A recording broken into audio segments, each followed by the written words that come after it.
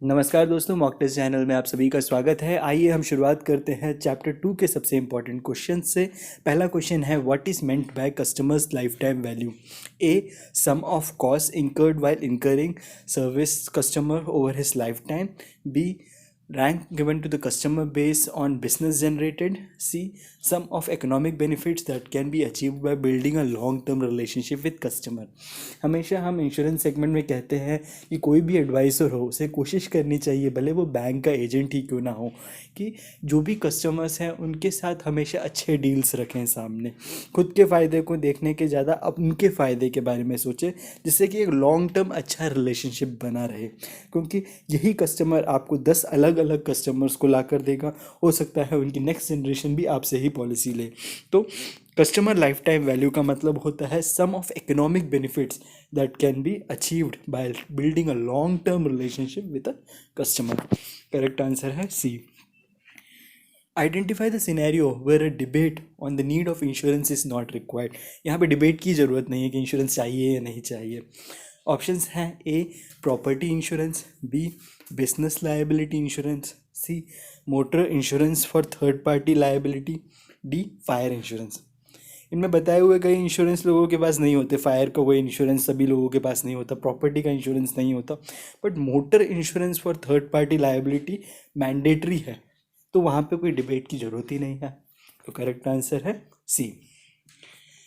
As पर consumer protection act 1986, who cannot be classified as a customer? इनमें से किनको हम कस्टमर नहीं बोल सकते?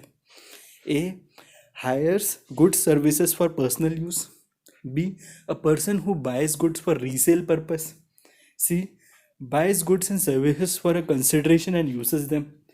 तो डेफिनेटली एक व्यक्ति जो गुड्स खरीद तो रहा है फिर उसे रीसेल कर रहा है, तो वो कस्टमर कैसे हो? वो भी एक बिजनेस है।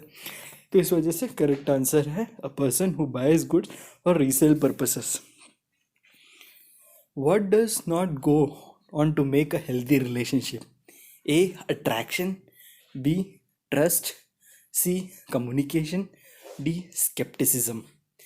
एक हेल्दी रिलेशनशिप में इनमें से कौन सी जो चीज़ है जो कि एक हेल्दी रिलेशनशिप के लिए अच्छा नहीं है? उसका आंसर है डी, स्केप्टिसिज्म।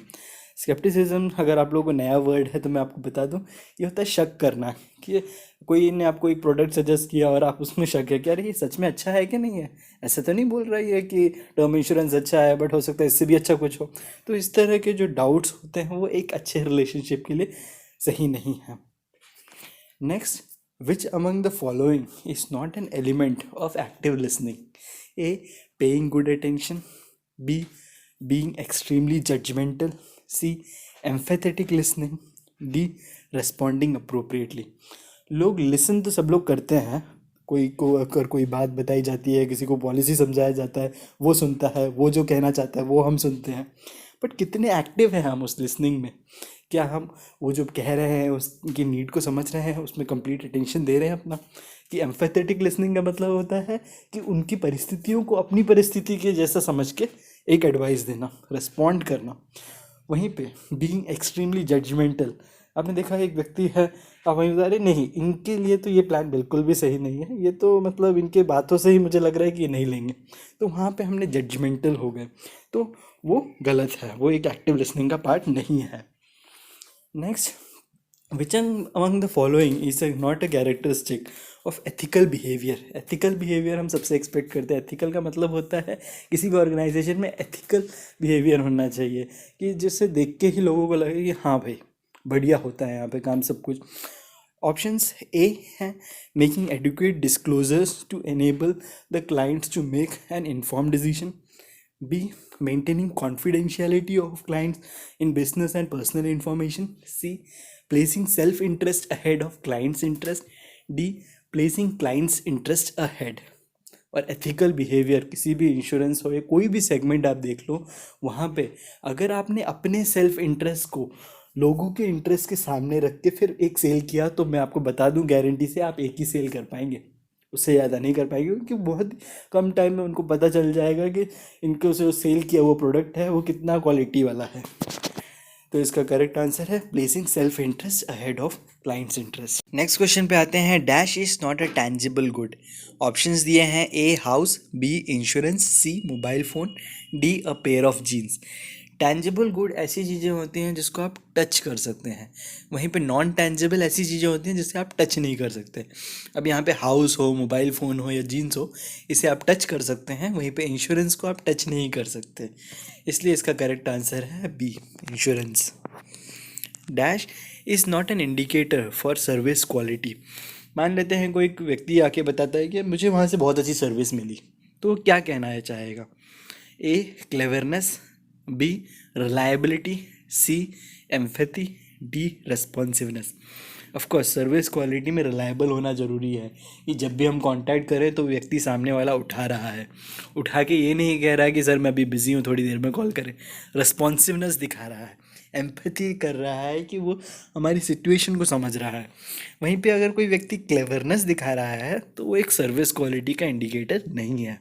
इसलिए इसका करेक्ट आंसर है A cleverness. Next, in India dash insurance is mandatory. अब ये वही क्वेश्चन को अलग तरीके से पूछा गया है। मुझे पता है आपको इसका सवाल का जवाब पता है। इसका करेक्ट आंसर है मोटर थर्ड पार्टी लायबिलिटी, ये मैंडेटरी है। क्वेश्चन है one of the methods of reducing insurance cost of an insured is A reinsurance, B deductible, सी को इंश्योरेंस, डी रिबेट। अब यहाँ पे आप बहुत ही अच्छा एक कॉन्सेप्ट समझने वाले हैं डिडक्टिबल का। डिडक्टिबल कई ऐसी पॉलिसीज़ होती हैं जहाँ पे वो कहते हैं कि अगर इन केस अगर मान लेते हैं घर पे फायर हो जाए और फायर में अगर डैमेज है वो 50,000 रुपये तक का है तो वो तो मैं खुद पे कर दूंगा, अगर 50,000 से ऊपर का है तो वो इंश्योरेंस कंपनी दे। तो इस केस में 50,000 रुपये का जो अमाउंट है वो डिडक्टिबल कहलाएगा। तो इन केस अगर मान लेते हैं किसी दिन फायर हुआ और 40,000 रुपीज़ की चीज़ें जल गई, तो इससे क्या 50,000 रुपीज़ के अंडर में आ रहा है, इस वजह से इंश्योरेंस बोल देगा कि ठीक है मैं इसके लिए पैसे नहीं दूंगा या आप खुद करें। तो ये हम खुद से सॉल्व कर लेंगे। वहीं पे मान लेते हैं 1,00,000 रुपीज़ तक का खर्चा आ रहा है, तो उस केस में हमें इंश्योरेंस से भी मदद मिल जाती है। इस तरह से हम अपना जो रिस्क है वो पूरी तरह से इंश्योरेंस में नहीं डाल रहे, थोड़ा रिस्क हम रख रहे हैं, थोड़ा रिस्क उनको दे रहे हैं। इससे फ़र्क पड़ता है आपकी प्रीमियम अमाउंट में कि प्रीमियम अमाउंट बहुत ही कम आता है एज़ कम्पेयर टू अगर आप डिडक्टिबल्स को चूज़ नहीं करते हैं। तो नॉर्मल लाइफ इंश्योरेंस केस के सिनेरियो में ऐसे डिडक्टिबल उतना बड़ा रोल नहीं है, बट आपको ये पता होना चाहिए कि इस तरह की भी चीज़ मौजूद होती है। इसका करेक्ट आंसर है B deductible. Next, a customer having complaint regarding his insurance policy can approach IRDA through A IGMS, B District Consumer Forum, C Ombudsman, D IGMS और District Consumer Forum और Ombudsman। अब मान लेते हैं आपको कोई complaint है किसी इंश्योरेंस पॉलिसी से रिलेटेड और आपकी जो कंपनी है उसे सॉल्व नहीं कर पा रही। डेफिनेटली आपको सबसे पहले तो अपनी कंपनी को अप्रोच करना पड़ता है लाइफ इंश्योरेंस की, बट उसके बाद भी वो सॉल्व नहीं हो रहा, तो आप कैसे अप्रोच करते हैं IRDA को? डेफिनेटली उसका करेक्ट आंसर है IGMS, integrated grievance management system है। ये एक वेबसाइट है जहाँ पे कोई भी पॉलिसी होल्डर जाके कंप्लेंट रेज कर सकता है किसी भी कंपनी के खिलाफ। और वहीं पे डिस्ट्रिक्ट कंज्यूमर फोरम है। ये सब चीज़ें जो हैं नॉर्मल दुकानदारों के लिए होती हैं और ओम्बड्समैन भी किसी दूसरे पर्पस के लिए है। वहीं पे IGMS जो है इकलौता ऐसा प्लेटफॉर्म है जो कि केवल और केवल कंप्लेंट रेज करने के लिए बनाया है IRDA ने। Next, consumer protection act deals with A complaint against insurance companies, B complaint against shopkeepers, C complaint against brand, D complaint against insurance companies brand and shopkeepers. Of course consumer protection act जो है उसमें आप किसी भी की भी complaint कर सकते हैं। इंश्योरेंस कंपनी के भी अगर आपकी कंप्लेंट है, ब्रांड की का अगेंस्ट कंप्लेंट है, शॉपकीपर के अगेंस्ट कंप्लेंट है, ये सभी चीज़ें कंज्यूमर प्रोटेक्शन एक्ट के अंदर कवर है। बस इसके तरीके अलग हैं, अलग अलग ऑर्गेनाइजेशन को आपको अप्रोच करना पड़ेगा, है ना। अगर बैंक के खिलाफ है तो आपको RBI के पास जाना होगा। वहीं पे अगर किसी शॉपकीपर या ब्रांड के खिलाफ है तो आपको जागो ग्राहक जागो वाले कंज्यूमर फोरम में जाना होगा। वहीं पे अगर आपको इंश्योरेंस से रिलेटेड है तो आपको IRDA के पास जाना होगा। नेक्स्ट आता है हमारा question, dash has jurisdiction to entertain matters which values of goods or services and compensation claim is up to 20 lakh। अगर मान लेते हैं किसी तरह का कोई डिस्प्यूट होता है जहाँ पे वैल्यू ऑफ गुड्स को सर्विस का जो कंपनसेशन का क्लेम आ रहा है इंश्योरेंस का, वो 20 लाख के अंदर अंदर सीमित है, तो डेफिनेटली आप उसके लिए हाई कोर्ट तो नहीं जाएंगे। तो इसका करेक्ट आंसर है B, district forum. District forum में ही 20 लाख से कम के अमाउंट के जो भी क्लेम के रिलेटेड प्रॉब्लम्स होते हैं उसको सेटल कर दिया जाता है, ना कि स्टेट कमीशन, ना कि national commission. In consumer relationship the first impression is created, sorry customer relationship लिखा गया है, तो उस केस में आप फर्स्ट इम्प्रेशन कैसे बनाएंगे अगर आप किसी को पॉलिसी बेचने जाएंगे तो? A, by being confident, B, being on time, C, by showing interest, D, by being on time, showing interest and being confident. इसका करेक्ट आंसर डी है। ये तीनों चीज़ें आपको करनी पड़ेंगी। फर्स्ट इंप्रेशन अगर आपको अच्छा रखना है तो समय पे पहुंचना पड़ेगा, अच्छे से इंटरेस्ट के साथ पढ़ाना पड़ेगा और बहुत ही कॉन्फिडेंट रहना होगा। Next, select the correct statements.